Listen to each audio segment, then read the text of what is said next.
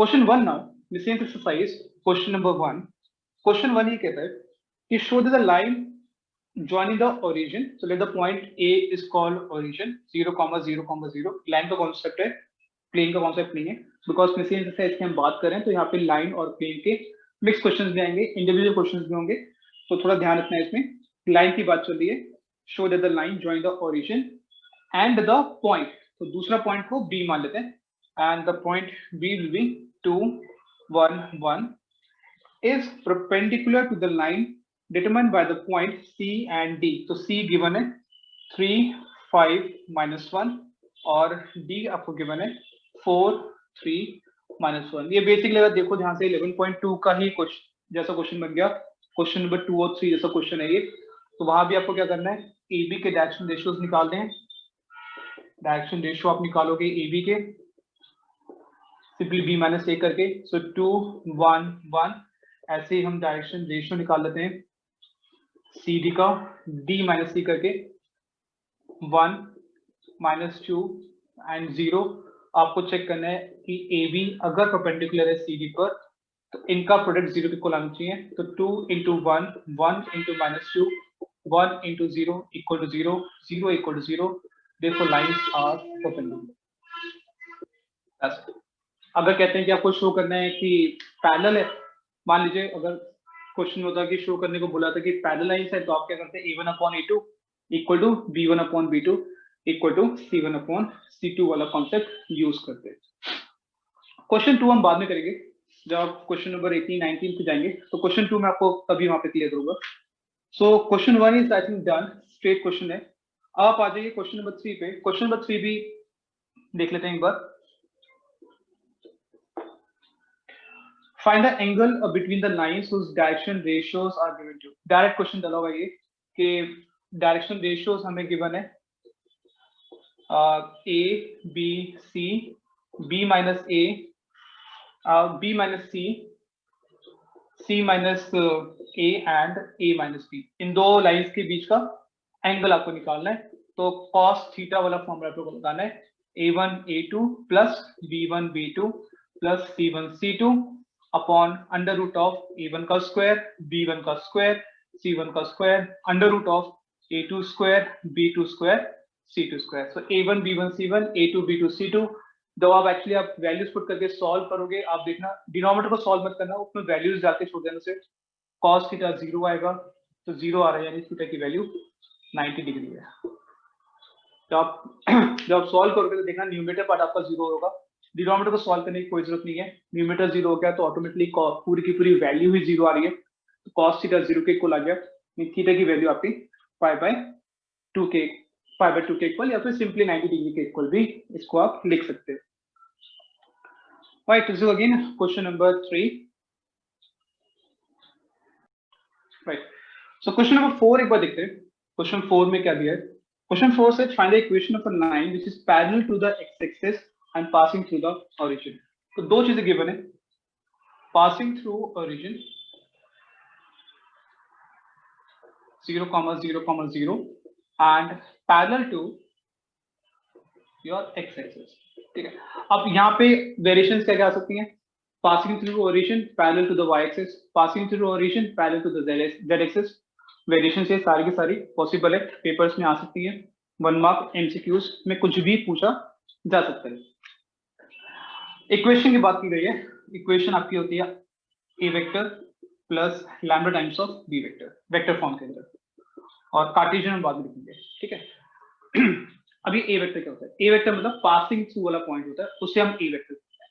सो यहाँ पे जो A वेक्टर कहलाएगा वो आपका आ जाएगा 0 i cap, 0 j cap, 0 k cap, यानी बेसिकली 0। B क्या होता है? अगर आप इसे ध्यान से पढ़ो इस पूरी इक्वेशन को, आपने कैसे रीड करा इस इक्वेशन को? Equation of a line which is passing to the A vector and parallel to the B vector. अभी किसके पैरेलल है? x axis. x एक्सिस की डायरेक्शन रेशियोज क्या होते हैं? 1, 0, 0। Direction ratio of x axis 1, 0, 0। याद करने तरीका क्या है? आप बोलो x एक्सिस तो क्या नहीं बोल रहे, आप y नहीं बोल रहे, आप z नहीं बोल रहे, तो जो नहीं बोल रहे वो 0 होंगे, जो बोल रहे हो वो 1 होगा। यानी कि अगर आप बोलो बोल रहे हो direction ratio of x axis, तो the answer is 1 0 0. If you say direction ratio of y axis 0 1 0, direction ratio of z axis, the answer will be 0 0 1. तो जो आप बोल रहे हो उसको 1 रखना है, जो आप नहीं बोल रहे हो उसको आप 0 रखना है. यानी बेसिकली आपके पास a की वैल्यू है, b की वैल्यू है, c की वैल्यू है. b वेक्टर होता है a1 a cap, b j cap, c k cap. It means simply आपका b वेक्टर i कैप हो जाएगा. और equation become 0 vector plus lambda of I cap in case of vector form.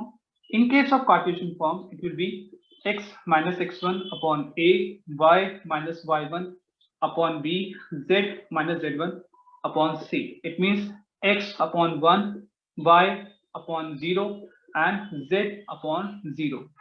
नीचे denominator में 0 आ रहा है, इसका मतलब यही है कि इनफाइनाइट होगा. इसको आपको ऐसे ही छोड़ना है, बिकॉज जब हम क्रॉस मल्टीप्लाई करते हैं तब आपकी इक्वेशन निकल के आती है. तो इसके प्रॉपर फॉर्म में यही रहेगा. क्वेश्चन में ये नहीं बोला गया था कि वेक्टर फॉर्म निकालनी है, कार्टेशियन फॉर्म निकालनी है. क्वेश्चन में बोला गया था इक्वेशन आपको निकालनी है, और जब भी बड़ी इक्वेशन आएगा आपको वेक्टर और कार्टेशियन दोनों लिखना जरूरी है. This give you the complete question number 4. उसके बाद फिर ट्राई करते हैं question number 7 and then please go with question number 8. Okay, so question number 7 now. Before we start question number 7, ठीक है, थोड़ा सा ना कॉन्सेप्ट है वो आप एक बार आप समझ लो, वो आप पहले नोट डाउन कर लो अपनी कॉपीज के अंदर, विच इज इंपॉर्टेंट वन. काफी ज्यादा इंपॉर्टेंट कॉन्सेप्ट है वो. क्वेश्चन नंबर 7 से पहले ये अभी हम क्वेश्चन नंबर 7 को भी पूरा नहीं करेंगे. अभी मैं आपको सिर्फ एक कॉन्सेप्ट सिखाऊंगा, वो कॉन्सेप्ट इंपॉर्टेंट है. बॉक्स में आप पहले उसको नोट डाउन करना, उसके बाद आप फिर क्वेश्चन पे हम जाएंगे. ठीक है, अब आपको याद रखनी है दो बातें, लाइक्स अनलाइक्स. ठीक है, ध्यान रखना. मैं दोबारा बोलूंगा, लाइक्स एंड अनलाइक्स, क्योंकि बिल्कुल अलग जाएंगे. अभी लाइक्स का क्या मतलब है? लाइक्स का मतलब है, जैसे मान लीजिए मैं बोल रहा हूँ आपसे कि दो प्लेन, दो लाइंस, लाइक्स हो गए. ठीक है, दो प्लेन या दो लाइंस. तो अगर दो प्लेन, मान लीजिए प्लेन 1 परपेंडिकुलर है प्लेन 2 पे, या फिर लाइन 1 परपेंडिकुलर है लाइन 2 पे, तो कंडीशन क्या आती है आपके पास? a1 a2 plus b1 b2 plus c1 c2 equal to 0. दोनों पे एक कंडीशन है. सेम वे अगर प्लेन 1 पैरेलल है प्लेन 2 पे, या फिर लाइन 1 पैरेलल है लाइन 2 पे, तब क्या कंडीशन आती है? a1 upon a2, b1 upon b2, c1 upon c2. ये हो गया लाइक वाला केस. ठीक है, दो प्लेन दो लाइन, लाइक हो गया ना, सेम सेम कंडीशन भी सेम आ गई. प्लेन पैरेलल है लाइन पैरेलल है, कंडीशन सेम हो गई.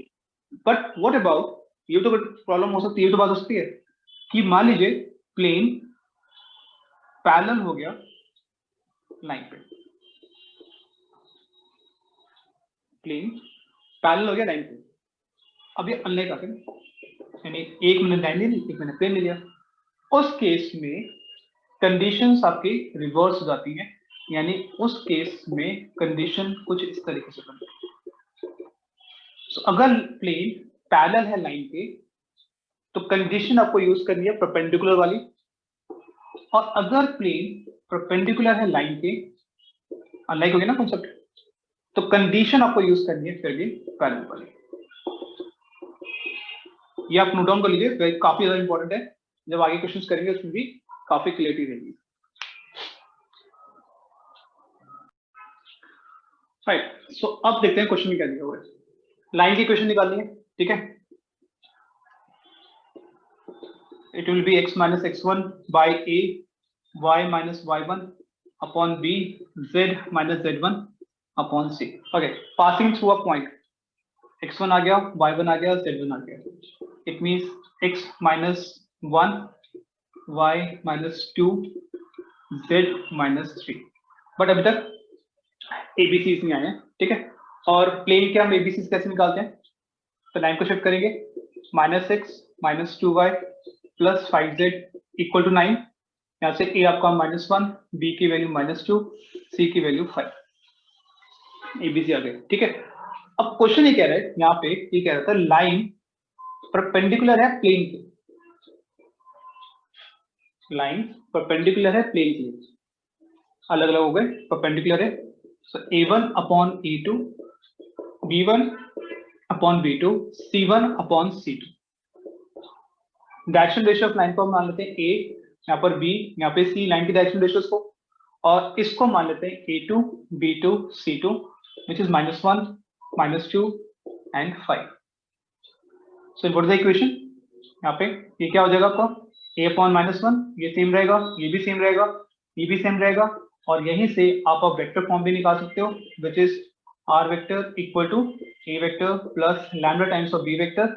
ये ऑलरेडी हम सीख चुके हैं लाइन के अंदर, which is your i plus 2j cap plus 3k cap plus lambda, यहाँ से मिलता है a वेक्टर और नीचे से मिलता है b vector, which is again equal to minus i cap minus 2j cap और प्लस 5k कैप। आपकी प्रॉपर इक्वेशन निकल के आ जाएगी। ठीक है, let's give the complete question number 7। Right, so question भी कह रहा है find the equation of plane. अब लाइन की इक्वेशन नहीं निकालनी, आपको प्लेन की इक्वेशन निकालनी है that passes through A B C. So equation of plane आपको निकालना है, पास कर रहा है वो पॉइंट ए बी सी से and parallel to the plane, parallel to the plane, और प्लेन की इक्वेशन उन्हें वेक्टर फॉर्म में गिवन है, उसे कार्टेशियन में कन्वर्ट कर देते हैं, x plus Y plus Z equal to 2। ठीक है, तो शॉर्टकट तरीके से कहते हैं, तो ये तो बहुत इजी है। ठीक है, प्लेन और प्लेन लाइक चीज हो गई। ठीक है, तो यहाँ पे वो जो प्रीवियस कॉन्सेप्ट है वही लगेगा, a1 अपॉन a2 वाला लगेगा।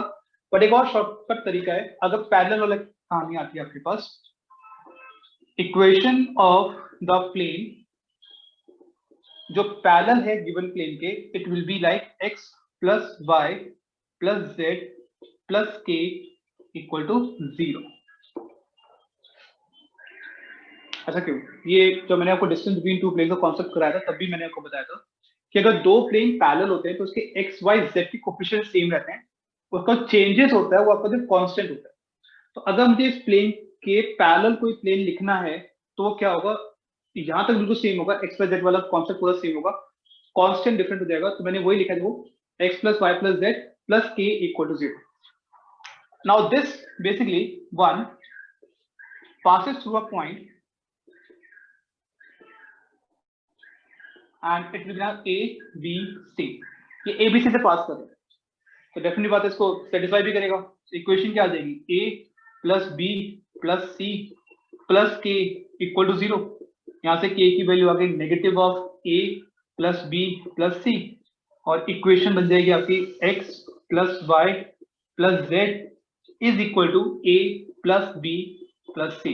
Basically minus of a plus b plus c आएगा, उसको मैं राइट में ले गया, वो a plus b plus c बन गया, और यहाँ से वेक्टर फॉर्म आ जाएगी r vector dot i cap j cap k cap is equal to a plus b plus c। That gives the complete answer for question number 8। ठीक है, very important, और 1 मार्क में कई बार आता था ये, तो प्रॉपर प्रेजेंटेशन के थ्रू आ गया है। 1 मार्क में, अगर 2 मार्क्स में आ तो डेफिनेटली आप प्रॉपर प्रेजेंटेशन के थ्रू करोगे, 1 मार्क में आ रहा है तो फिर तो आंसर ही मैटर करता है, वो आप कैसे भी करोगे।